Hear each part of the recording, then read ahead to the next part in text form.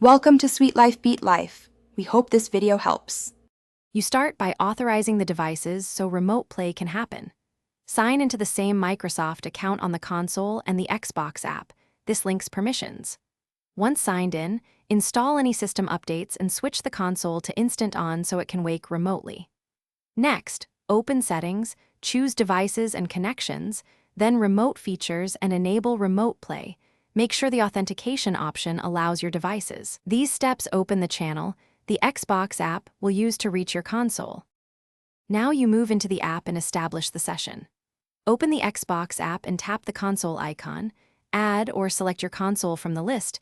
The app finds consoles on the same LAN automatically or via your account for internet remote play. Once connected, choose Stream or Remote Play. If performance drops, switch the console to wired Ethernet or check NAT type. Restrictive NAT or blocked ports can prevent a stable connection, so adjust router settings if needed to improve reliability. Finally, pair your controller and begin streaming.